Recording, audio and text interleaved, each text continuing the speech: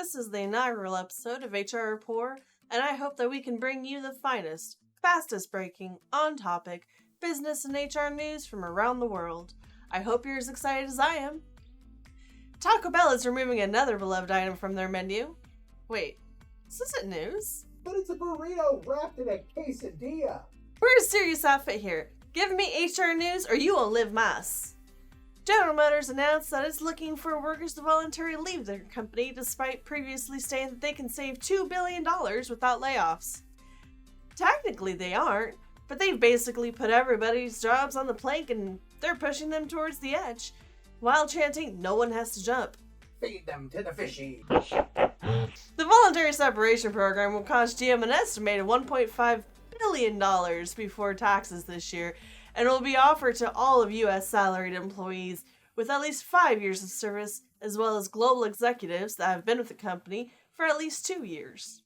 It's looking like Meta is going through a breakup with its users, employees. And it's not them, it's the company's finances. Insiders familiar with the situation report to the Wall Street Journal that layoffs will likely mimic last year's 13% labor reduction within the company. Previously, the Washington Post reported that Meta would be pushing some leaders into lower-level roles without direct reports, evening out the layers of management distribution throughout the company. The roles that will likely be targeted this time around include non-engineering positions.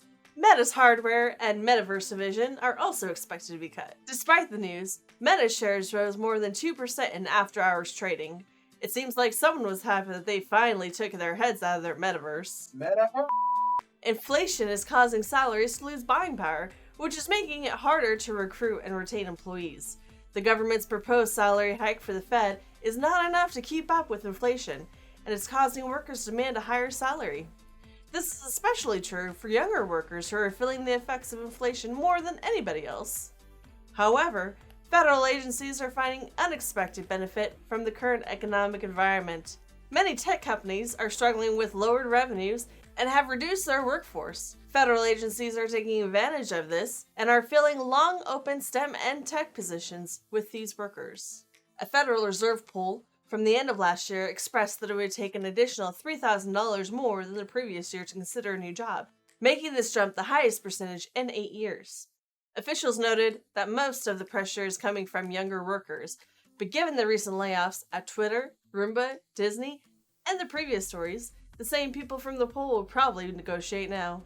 We'll take $2,000.999 and a quesarito. In an interview with the government executive Professor John T. Addison, a labor economist with the University of South Carolina, told them inflation in terms of its effects on salaries simply represents a reduction in the real wage for people. Then what follows is people lobbying, trying to get their real wages restored.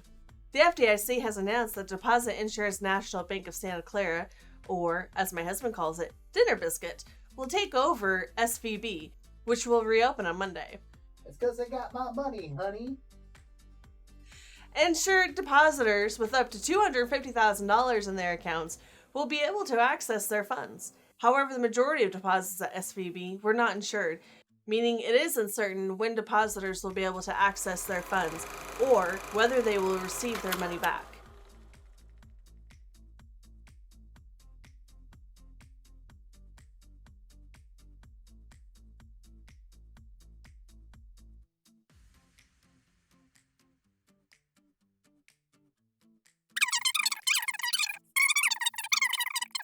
More news about the SVB will definitely be coming out. About SVB, not the SVB. Yeah, you know me. She's done with SVB. Yeah, you know me. More news about SVB will definitely be coming out, especially since they paid out bonuses, sold stocks, and probably threw a sack of puppies in a river leading up to the failure of the bank. This video is sponsored by my Facebook group. Follow the link down in the basement below. We'll be doing some giveaways later this week. Here are your water cooler conversations of the day. Spain is introducing period leave, with funding being provided by their government's social security system. Nausea, severe cramps, and headaches not caused by talking to their managers, or other severe symptoms, are covered leave reasons with a doctor's note.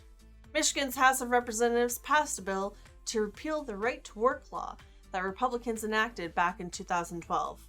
Given that Democrats control the state's Senate and the governor's mansion, It'll be likely to pass later this year.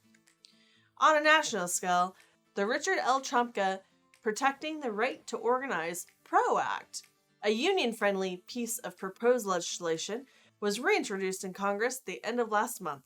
Given that union legislation is largely contested on both sides of the aisle, it's unlikely that any anti-right-to-work laws will pass.